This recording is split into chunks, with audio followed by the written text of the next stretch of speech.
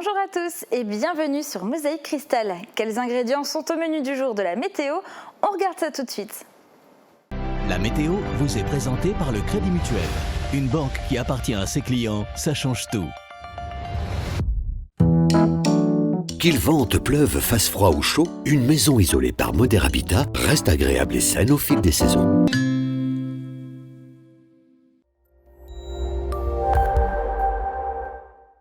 Demain encore, les climatiseurs seront de rigueur puisque la chaleur sera toujours bien présente. Les maximales atteindront encore les 35 degrés très rapidement et sur une grande partie de la journée. Quelques nuages pourront apparaître dans le décor, ils seront synonymes d'orage. Demain, le soleil brillera de 6h20 à 20h52. Pensez à souhaiter une bonne fête aux Clarisses et n'oubliez pas de vous protéger du soleil.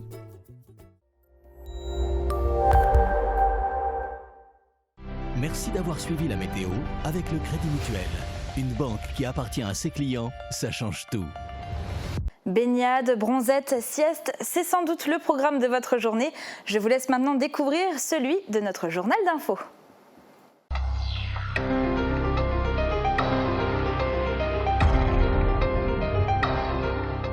« 150 ans tout juste après la bataille de Spicherön, le Landtag de Sarre et son président commémorent les victimes de ce conflit meurtrier. 5000 soldats allemands, 3000 soldats français ont perdu la vie dans cette bataille du tout début de la guerre de 1870. Un hommage leur est rendu à travers cette cérémonie. Oui, à mon avis, c'est très important de commémorer et surtout de commémorer ensemble. C'est un symbole fort de l'amitié franco-allemande et de notre coopération, surtout le long de la frontière, qui à l'époque, elle nous a séparé la frontière. Aujourd'hui, heureusement, elle nous relie les uns aux autres. Aux côtés du président du Landtag, la consul de France en Sarre, le maire de Sarrebruck et les représentants de la commune de Spicherön. Ensemble, ils se recueillent devant le monument dédié aux soldats tombés lors de la bataille, mais également devant la tombe de Catherine Weisserbe, qui aurait secouru les blessés des deux camps. Un symbole qui incarne avant l'heure l'amitié franco-allemande.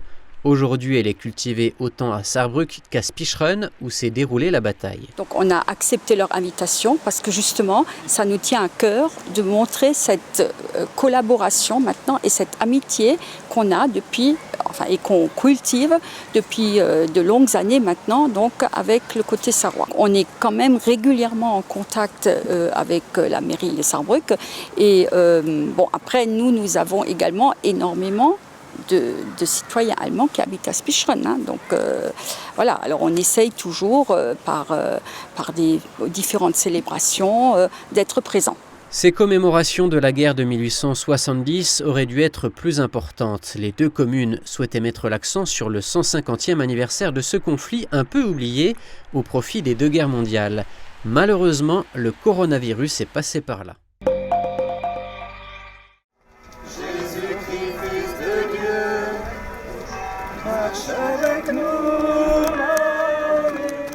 Depuis vendredi dernier se déroule le même rituel dans les villages de la communauté de paroisse Notre-Dame de l'Espérance. Une messe a lieu à 18h dans l'église d'une des communes, puis des habitants marchent en procession pour se rendre dans l'église d'un autre village.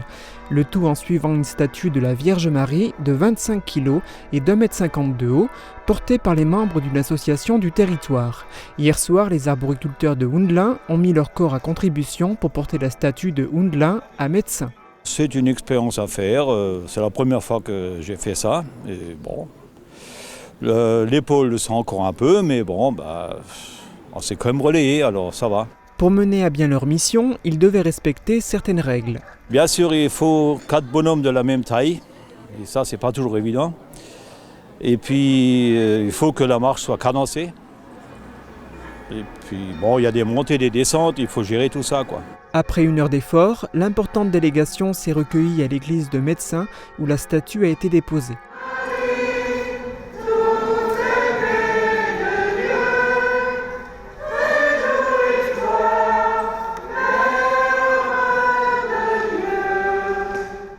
Ce soir aura lieu une nouvelle étape de la neuvaine mariale entre Médecins et Dibelin.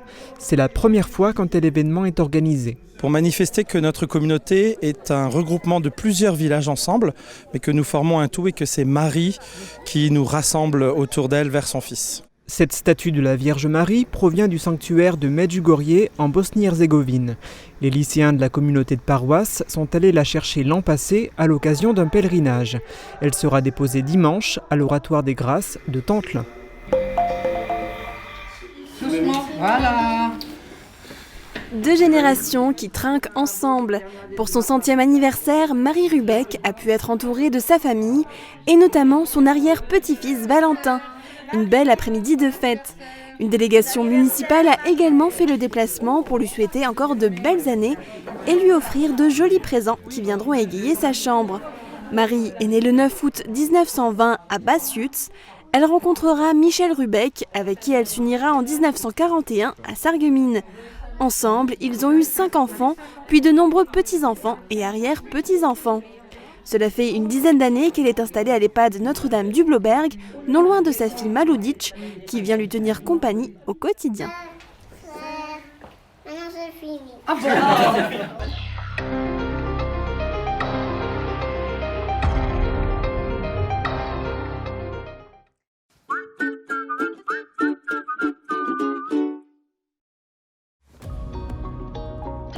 On m'a dit que les piles des appareils étaient difficiles à changer.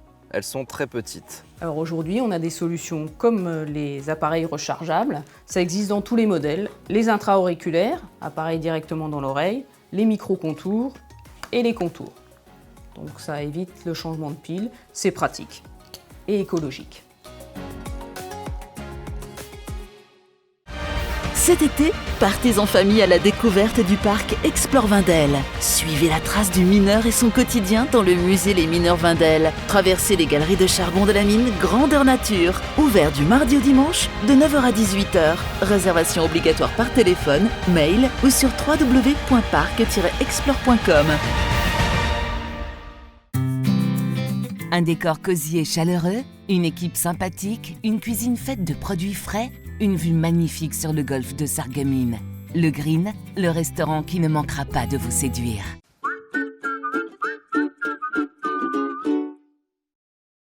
Il y a de multiples activités à faire sur le territoire de Sarreguemines. L'Office de tourisme a préparé un circuit sur mesure pour Uranie. Je vous laisse embarquer avec elle.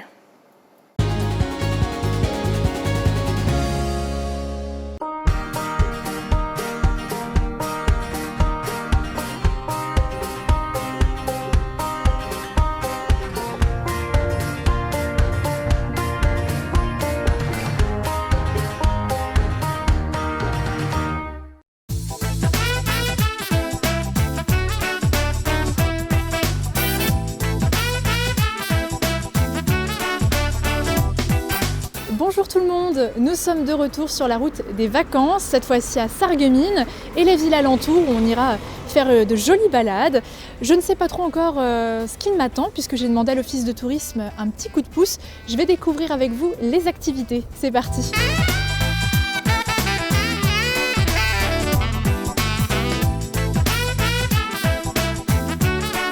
Bonjour Marion. Bonjour Uranie. Ça va bien? Comment vas-tu? Oui, ça va et toi? Ouais, super. Alors on s'est eu au téléphone parce que je voulais passer une journée de vacances à Sarreguemines et environ. Et j'avais besoin d'un petit circuit personnalisé. Alors qu'est-ce que tu vas me proposer? Alors je t'ai préparé un petit programme qui commence par Großbliederstroff où tu commenceras avec un petit peu de sport. Ok. Ensuite, direction Sarreguemines et ses vieilles rues pour découvrir la ville. Puis direction le magasin de faïencerie de Sarreguemines qui s'appelle Terre d'Est pour acheter un petit souvenir. Chouette. Ensuite, direction Sarralbe avec le circuit des cigognes pour faire une jolie balade. Puis direction enfin Kalhausen où je t'ai trouvé un petit hôtel insolite qui s'appelle l'hôtel Bel Esprit. Wow. Il propose notamment des ateliers méditation. Donc une façon originale de terminer la journée. Ah bah ouais, clairement. Ça va être une grande première pour moi en tout cas. Merci beaucoup. Donc vous l'avez vu, c'est tout un programme et j'ai vraiment hâte de découvrir ça.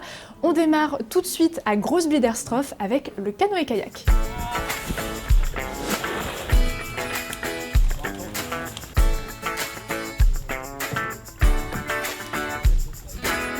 Nous voici bien arrivés à Großbiederstroff, là où il y a le canoë club. Donc on va passer une petite partie de notre matinée à naviguer sur le canal de la Sarre qui se trouve juste derrière moi.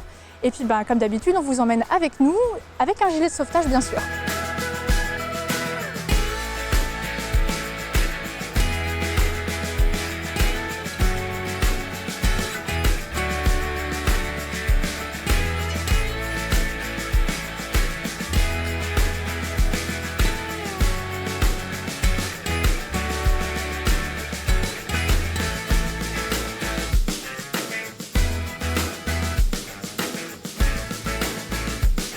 Alors Alain, j'aurais aimé te poser une petite question.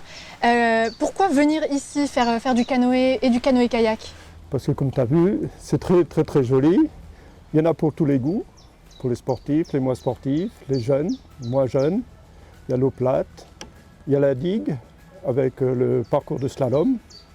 Et on passe de très bonnes journées découvertes. On a beaucoup de monde qui viennent en journée découverte en famille ou pour des anniversaires, des enterrements de jeunes filles, de garçons, tout ça. Eh ben, c'est vrai qu'en plus moi j'ai passé un super moment, c'était très agréable. C'était sportif, hein, il faut pas trop. Parce que c'était calme, on va dire, c'était sirop-calme. Mais pour une première, c'était quand même assez sportif pour moi. Mais le plaisir des yeux, parce qu'on voit les oiseaux, on voit les canards, on voit plein de choses. En tout cas, c'était un super moment. Merci Alain.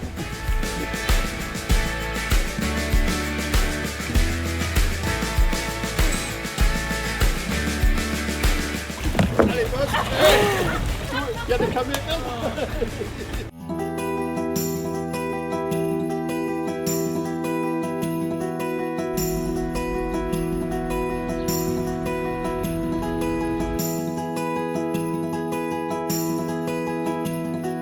Alors tenez, ici on est rue de la Charrue, il y a une petite légende ici. Il faut savoir qu'il y a plusieurs siècles, eh bien c'était habité par des forgerons. L'un d'entre eux est un vrai gaillard, une vraie force de la nature. Et le seigneur de Frauenberg lui a demandé un petit quelque chose, c'est-à-dire réaliser 40 épées. Donc il les a forgées, mais à sa taille, donc trop grande et c'était pas très maniable. Alors le seigneur était pas très content, il a voulu le faire pendre, mais le capitaine du château est venu à sa rescousse et donc lui a demandé de faire des socs de charrue avec le matériel qui n'était pas trop utilisable.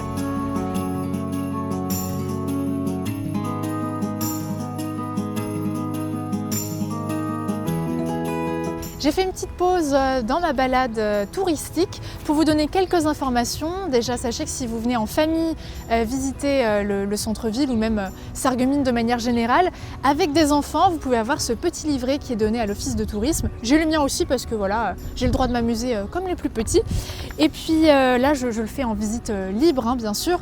Je vous incite quand même à prendre un guide parce que ça vous permettra d'avoir plus de détails, d'avoir des petites anecdotes, des légendes et surtout d'en apprendre plus sur l'endroit où vous vivez, notamment du côté architectural parce que c'est emprunt à la fois du côté français et du côté allemand.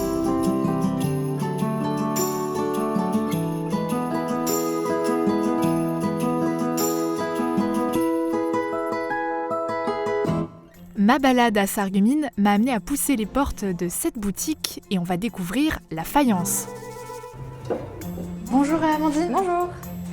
L'office de tourisme m'a chaudement recommandé cet endroit. Voilà, je viens chercher un petit souvenir, je sais pas trop vers quoi me tourner à vrai dire. Chercher quelque chose de typiquement de Sarreguemines du coup. Ah oui. Alors je vous invite à me suivre, on va aller voir le service Aubernais tout de suite. Alors le service Aubernais est un service alsacien qui a essentiellement des décors de la ville de Strasbourg, qui a été créé par Henri Lux en fin du 18e, 19e siècle. Donc niveau souvenir, ce que moi je vous conseille le plus, c'est notre fameux plat à tarte Aubernais. Ah, c'est chouette. Avec un super décor, avec le costume typique de l'alsacienne, toute une collection d'assiettes qui représentent vraiment tous les décors et scènes de vie alsaciennes, les bols, les mugs, les mini-mugs, si vous cherchez une forme un peu plus moderne, car oui, il s'est modernisé depuis 1902.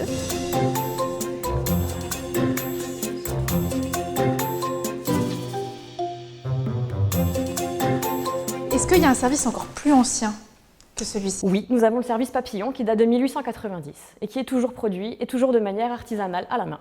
Donc là, l'objet souvenir est juste devant vous. C'est la petite bonbonnière avec ou sans son petit bouton que les gens adorent, avec les bols à côté. Vous avez aussi les petits mugs où on a aussi un peu modernisé les formes. Et pour les collectionneurs, comme vous avez pu voir en haut de l'étagère, on a refait des petits œufs qui sont décoratifs. Donc vous avez 3 tailles différentes et alors là les collectionneurs adorent venir chez nous pour les trouver. Peut-être que je vais commencer une collection alors. J'ai terminé mon petit circuit à Sarreguemines, on a pris la voiture et 15 minutes plus tard nous voici arrivés à Calhausen. Je crois que pour ce soir j'ai trouvé une petite pépite, en tout cas l'office de tourisme m'a trouvé une belle pépite. C'est magnifique, l'endroit est vraiment très agréable. J'ai hâte de découvrir mon logement et puis aussi une petite activité qui va m'être proposée dans quelques instants. J'ai hâte de vous montrer tout ça.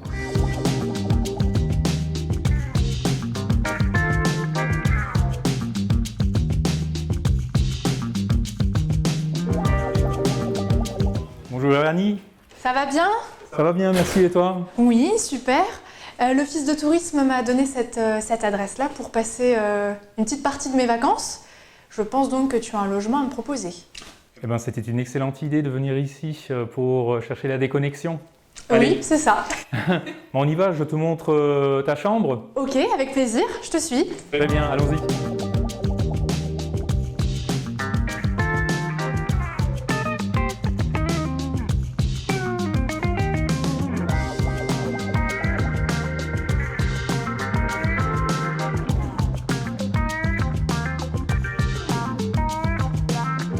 C'est magnifique. Merci. Et toutes les chambres sont comme ça? Alors, toutes les chambres tournent autour d'un équilibre entre l'ancien et le moderne, avec des grandes ouvertures qui essayent de faire entrer un maximum du cadre extérieur dans les chambres pour que les gens soient invités à passer du temps ici, à chercher la déconnexion et le repos.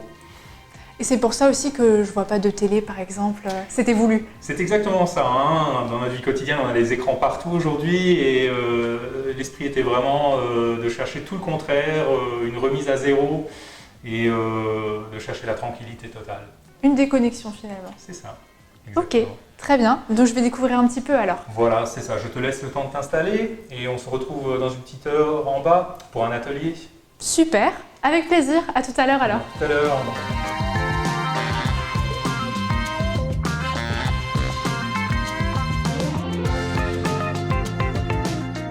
Je vais te proposer de découvrir le Yin Yoga.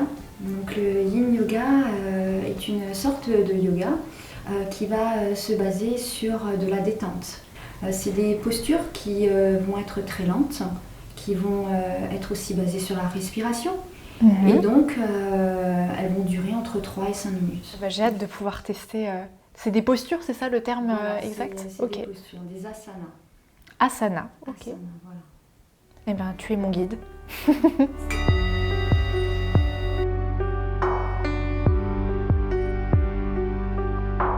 J'ai terminé ma séance de méditation, mon petit atelier. Ça m'a fait un bien fou, ça m'a apaisé, moi qui suis peut-être un peu trop dynamique parfois.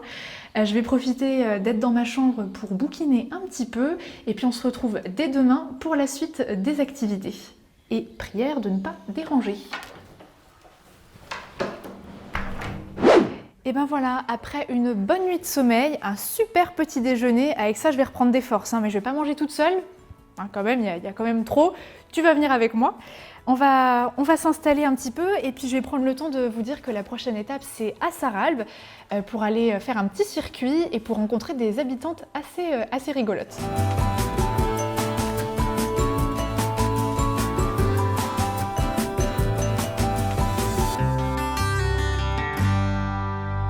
On a quitté Calhausen pour arriver ici à Sarralbe. Alors là, c'est la dernière étape. Pour notre activité du jour, on va faire le circuit des cigognes. C'est assez connu à Sarralbe. Il y a 14 points à voir de lieux d'intérêt dans le centre de la ville. Je serai accompagnée d'un guide, mais vous pouvez être accompagné de 2. Sachez que là, on va faire que la partie historique, mais vous avez aussi la partie axée sur les cigognes. Donc n'hésitez pas, si vous voulez faire les 2, c'est possible.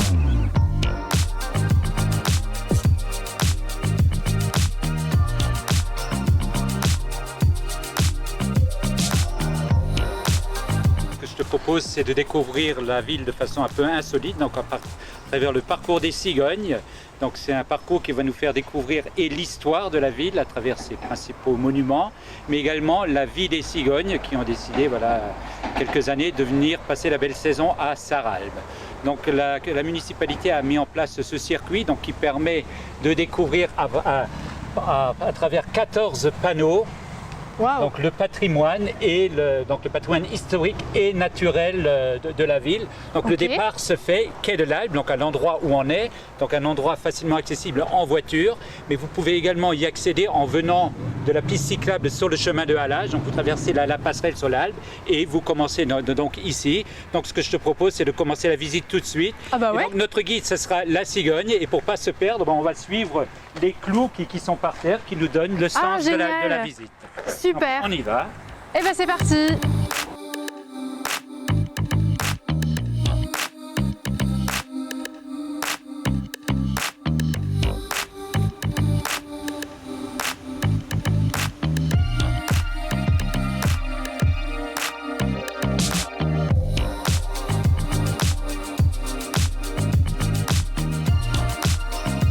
Derrière nous, on a la statue de Saint Népomucène, donc qui était le saint patron des gardiens des ponts. Il faut savoir que Sarralbe était entouré de fleuves et de rivières, puisqu'on a le canal des Houillères de la Sarre, l'Albe et la Sarre, donc beaucoup d'eau. Et donc un territoire qui était propice donc, aux batraciens et aux grenouilles. Donc les grenouilles, on les retrouve à Sarralbe, notamment dans cette fontaine, donc, où on en a 2 exemplaires. On les retrouve également en statue devant l'école Schumann, et on les retrouve également dans l'église. Donc dans l'église, ce n'est pas les grenouilles de bénitier, mais ce sont donc bien des grenouilles qui sont sculptées sur le buffet d'orgue qu'on a là.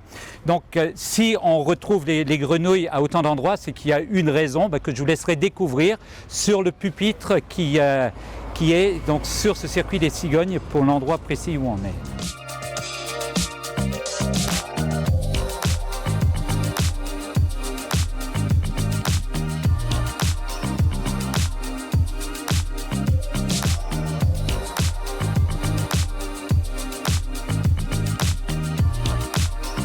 Ça y est, la journée découverte s'arrête pour nous ici. Alors bien sûr, on n'a pas fait tout le circuit, mais il y a encore beaucoup d'endroits à voir. Par exemple, l'ancien relais de la Poste, où on peut vous expliquer l'acheminement du courrier à l'époque, et c'est assez rigolo. Il y a aussi la webcam qui est très connue dans la commune et puis dans le monde entier bien sûr. Donc il y a de quoi faire. En tout cas, j'espère que ça vous a plu, que vous avez apprécié passer du temps en notre compagnie. En tout cas, nous, ça nous a fait toujours plaisir de vous montrer un petit peu les pépites du secteur. Et encore, on ne vous a pas tout montré. Il y a beaucoup de choses qui restent encore peu médiatisées. Moi, je vais retourner sur la route et puis je vous dis à la prochaine pour une autre destination.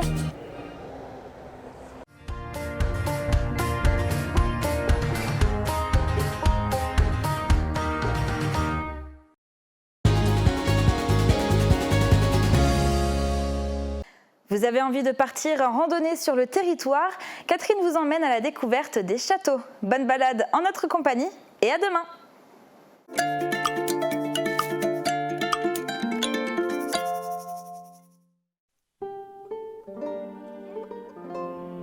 Un château et un poste avancé de la ligne Maginot. La forêt de Hanau cache par endroits des petits trésors de patrimoine. Le Rothenberg est une colline qui forme un cône aux pentes raides, et c'est là-haut que nous attend un château. Le Rothenburg est assez peu connu et pour cause, pour l'atteindre il faut grimper sur un chemin en lacet, mais l'ascension en vaut la peine. De là-haut, on découvre le Waldeck sous un angle différent, on est quasiment à la même hauteur. Le Rothenburg est un château relativement petit et n'a jamais été occupé par une grande lignée. Du coup, on connaît très peu son histoire. Sa construction daterait du IXe siècle. À ses pieds passe une ancienne route militaire et commerciale qui reliait Bitsch à Wissembourg. Le Rothenburg était donc chargé de surveiller cette voie à la limite du duché de Lorraine. Une route qui dessert également l'abbaye de Sturzelbronn. Au milieu du XIVe siècle, ce sont des chevaliers brigands qui occupent la place. Gérard Arnesch de Weiskirchen y installe son quartier général, base opérationnelle qui lui permet de rançonner les marchands. En 1368, les milices strasbourgeoises attaquent le château et le rasent. Il est même interdit de le reconstruire. Mais la place a intéressé d'autres stratèges, ceux de la ligne Maginot. Dans la vallée, plusieurs casemates ont été construites et le Rothenberg sert alors de nid de mitrailleuses. Un petit détachement y est stationné pendant toute la drôle de guerre. Souvent oubliée par les randonneurs qui lui préfèrent ses prestigieux voisins Waldeck et Falkenstein, la ruine du Rothenburg occupe un rocher étroit et l'on ne distingue plus aujourd'hui que quelques bouts de murs et une terrasse naturelle pour y prendre le soleil.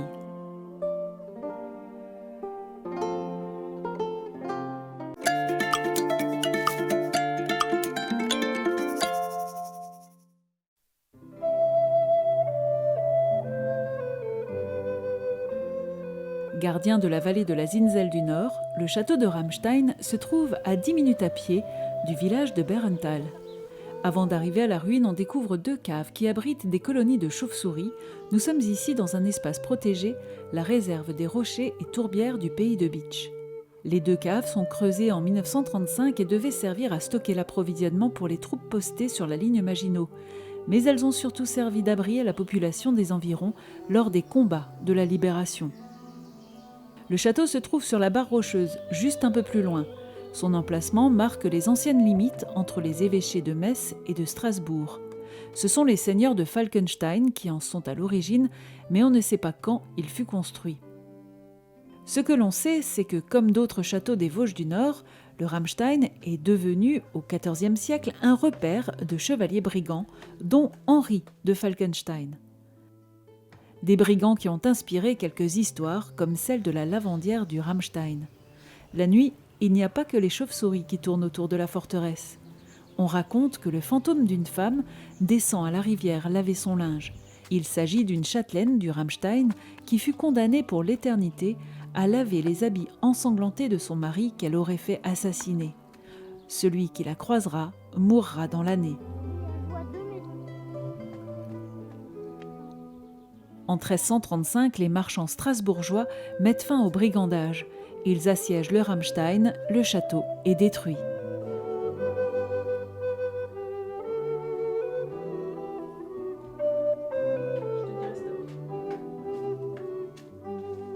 Il offre aujourd'hui l'occasion d'une belle promenade et surtout l'un des plus beaux points de vue sur cette partie des Vosges du Nord.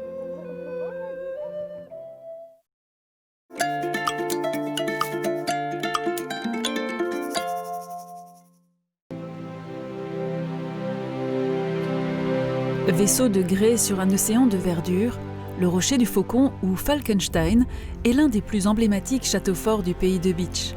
Comme pour la plupart des châteaux des Vosges du Nord, le rocher ne sert pas seulement de support à l'édifice, mais ce dernier profite du relief du rocher qui guide son architecture.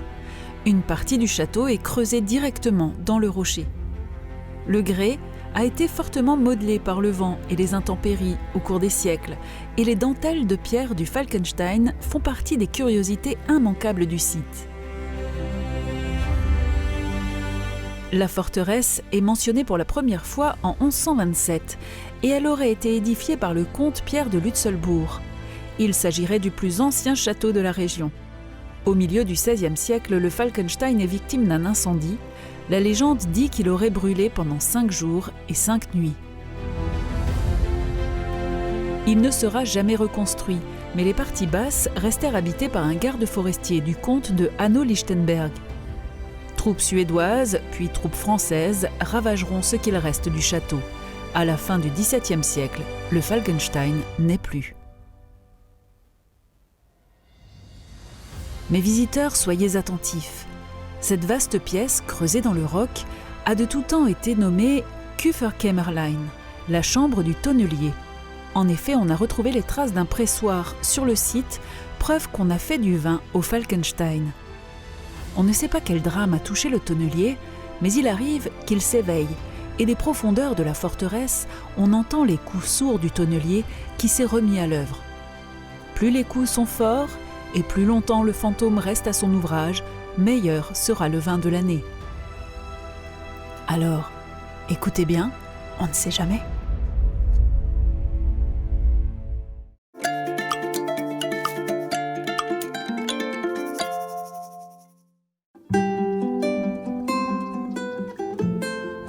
On raconte bien des choses sur ces bouts de remparts qui dominent la petite commune de Waldbronn.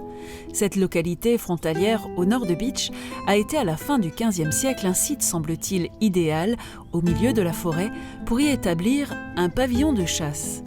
Il est l'œuvre de Simon Wecker IV, comte de De Pombitch, qui donne à ce petit château fort son propre nom, Weckersburg.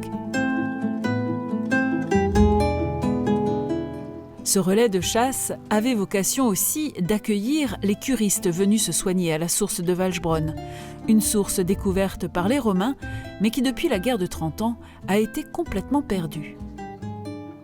Moins d'un siècle après sa construction, le Weckersburg a été détruit par un incendie. Abandonné par son dernier propriétaire, Jacques de De Pombitch, à sa mort en 1570, le château tombe progressivement en ruine. Après la guerre de 30 ans, les ruines du château offrent au village, en reconstruction, une carrière de choix.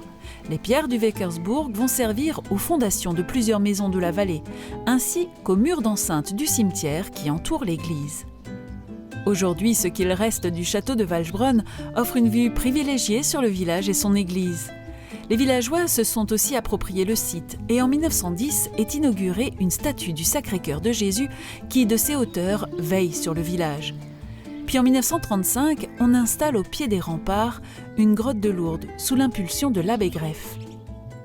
Des travaux menés en 2015 ont permis la consolidation du mur d'enceinte de la tour du Guet et la réfection du chemin d'accès menant à la grotte du château. Le Weckersburg est désormais intégré au circuit de randonnée des châteaux du Beecherland.